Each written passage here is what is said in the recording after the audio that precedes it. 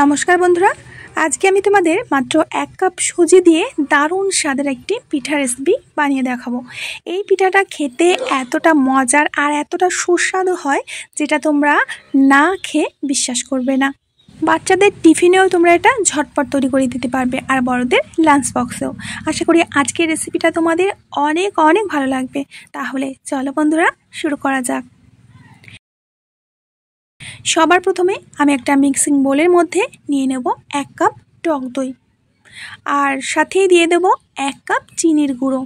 চিনি গুঁড়ো করা না থাকলে গোটা চিনিও দিতে পারো। খুব ভালো করে দইয়ের সাথে চিনিটাকে মিশিয়ে নিতে হবে। তো বন্ধুরা, দেখতে পাচ্ছ আমি খুব ভালো করে একটু সময় নিয়ে চিনিটাকে মিশিয়ে নিয়েছি। এখন এর মধ্যে দিয়ে দেব 1 বাটি সুজি। 1 বাটি সুজি বলতে এখানে 200 গ্রাম সুজি আমি নিয়েছি। আর সাথেই দিয়ে দেব সেই কাপেরই 2 কাপ দুধ। দুধটা অবশ্যই জাল করে নিতে হবে। 2 কাপ দুধের জন্য 2 কাপ সুজি প্রয়োজন, আর দুধটা প্রয়োজন হলে আমি আরও বেশি দিয়ে নেব। প্রথমে সুজির সাথে খুব ভালো করে মিশিয়ে নিতে হবে দুধ আর দইটাকে।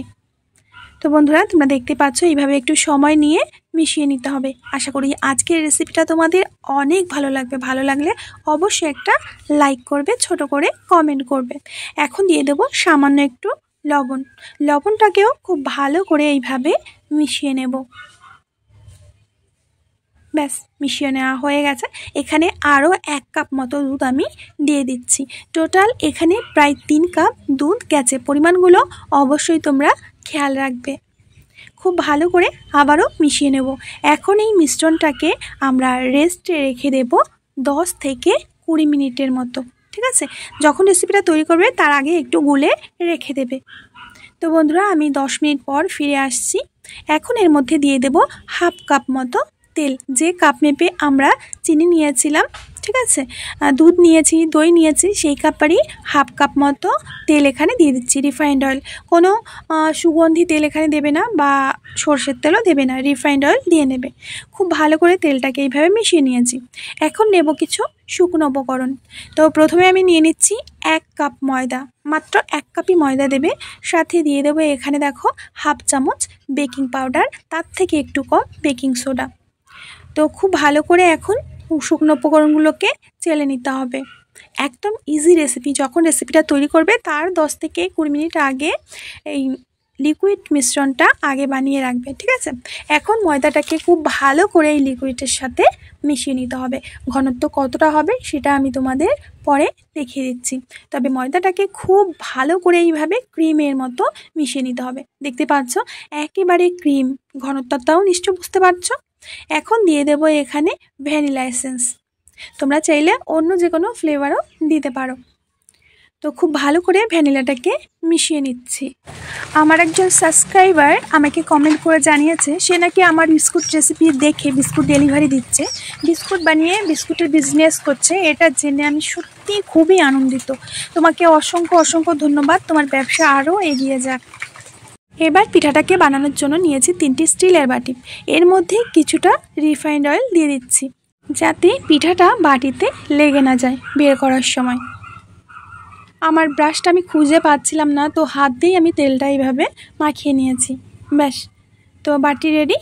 এখন আমি এখান থেকে হাতা ভরে ব্যাটার দিয়ে দিচ্ছি। ফুল করে দেবে না, ঠিক আছে, একটু খালি রেখে দেবে, কারণ এই পিঠাটা কিন্তু অনেকটাই ফুলে যাবে, ফুলে বেড়ে যাবে। এর জন্য বাটি থেকে কিছুটা নিচে পর্যন্ত ব্যাটার দিয়ে দিতে হবে। ঠিক আমি যেমনটা তোমাদের দেখাচ্ছি, অর্ধেক থেকে একটু বেশি পরিমাণে দিয়ে নেবে। তো 3টে বাটিটাই আমি ব্যাটার দিয়ে দিয়েছি। এবার এই বাটিগুলো ধরে একটু ঝাঁকিয়ে নিতে হবে, মানে ঝাঁকিয়ে একটু সমান করে নিতে হবে যাতে ভেতরে কোনো বাতাস থেকে না যায়।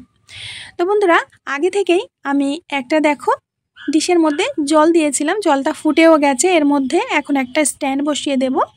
এবার এই স্ট্যান্ডের উপরে একটা একটা করে বাটি সাজিয়ে দিতে হবে। তোমরা চাইলে খালি কড়ার মধ্যে যেমনটা কেক তৈরি করি আমরা, ঠিক তেমনভাবেও পিঠাটা তৈরি করতে পারো। তো এখন ঢাকনা দিয়ে ঢেকে আমরা বেক করব মাত্র 20 মিনিট। ঠিকঠাক করে ঢাকনাটা দিতে হবে যাতে কোনো বাতাস বাইরে বেরিয়ে না যায়। অন্যদিকে যেটুকু ব্যাটার রয়ে গেছে আমি অন্য একটা কেক টিনের মধ্যে একটু তেল মাখিয়ে নিয়েছি আর একটু ময়দা ছিটিয়ে নিয়েছি। এখন হাতা ভরে ভরে ব্যাটার এর মধ্যে দিয়ে দেবো। আমি এই পিঠাটা আমি মাইক্রোওয়েভে তৈরি করব, ঠিক আছে? মাইক্রোওয়েভে মাত্র 10 থেকে 15 মিনিটের মধ্যেই হয়ে যাবে। আর যদি জলের ভাপে করতে হয় তাহলে 20 মিনিট সময় লাগবে। তো আমি 10 মিনিট পর ঢাকনাটা খুলে নিয়েছি আর দেখতেই পাচ্ছ ফুলে গেছে, মানে আরও আগে এটা খুললে ভালো হতো। আমি ভেবেছি পিঠাটা একটু সাজিয়ে দেওয়া যাক, এর জন্য কিছু কাজু বাদাম আর চেরি ফল দিয়ে দিচ্ছি। কেকটা তৈরি হওয়ার পরে আমি বুঝতে পারলাম যে এগুলো না দিলেও কেকটা খুবই সুন্দর হতো। চেরি দেওয়ার কারণে চেরির কালারটা পিঠের গায়ে লেগে গেছিলো। তো আবার ঢেকে দিলাম। তো আবারও 10 মিনিট পর আমি খুলে নিচ্ছি। মোটামুটি 20 মিনিটের আগেই এই পিঠাটা কিন্তু রেডি হয়ে যায়। একটু চেক করে নিচ্ছি কাঠিতে কিছু লেগে নেই, মানে পিঠাটা আমার একেবারে রেডি। এদিকে মাইক্রোওয়েভে যেটা দিয়েছিলাম সেটাও হয়ে গেছে, মানে জলে ভাপা দেওয়ার আগে এই পিঠাটা তৈরি হয়ে গেছে মাত্র 15 মিনিটের মধ্যে। এটাও আমি বের করে নিচ্ছি, মানে ডিমোল্ড করে নিচ্ছি। দেখতে পাচ্ছ এটাও খুব সুন্দর হয়েছে, জালিদার হয়েছে। তোমরা ঝটপট করে যদি কেক বা পিঠা খেতে চাও এইভাবে বানিয়ে নিতে পারো। সমস্ত উপকরণগুলো তো বাড়িতেই থেকে যায়, তো ডিম দিতে হবে না। ডিম ছাড়াই তোমরা এই কেকটাকে তৈরি করে নিতে পারবে। তো আমি একটা পিস তোমাদের কেটে দেখাচ্ছি।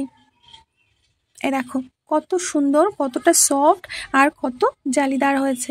খেতেও হয়েছিল দুর্দান্ত স্বাদের। তো অন্যদিকে আমি এখন বাটির কেকগুলো নামিয়ে নেব। এগুলো দেখতে খুব সুন্দর হয়েছিল। আমার মনে হয় যে চেরিগুলো না দিলেও হতো, শুধু কাজু দিয়েই সাজিয়ে নিলে খুবই ভালো হতো। দেখো চেরির কালারটা একটু সাইড দিয়ে এইভাবে বেরিয়ে গেছে, আমার কাছে একটু দেখতে অন্যরকমই লাগছে।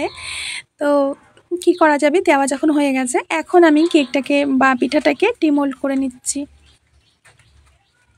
আর দেখতে পাচ্ছ এটা কতটা জালিদার হয়েছে, কতটা সফট হয়েছে, অপূর্ব সুন্দর হয়েছে দেখতে। তো একে একে প্রত্যেকটা পিঠা আমি বাটি থেকে বের করে নিয়েছি। দেখতেই পাচ্ছ লুকসটা।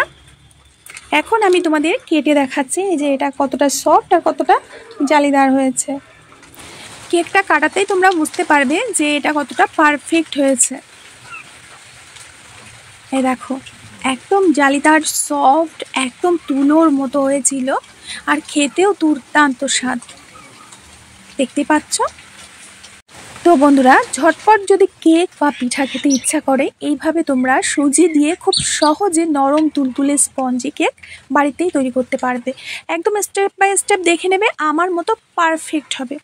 তো বন্ধুরা, আশা করছি আজকের রেসিপিটাও তোমাদের অনেক ভালো লেগেছে। ভালো লাগলে প্লিজ একটা লাইক করবে। আজ এখানে বিদায় নেব, আবার আসবো নতুন রেসিপি নিয়ে।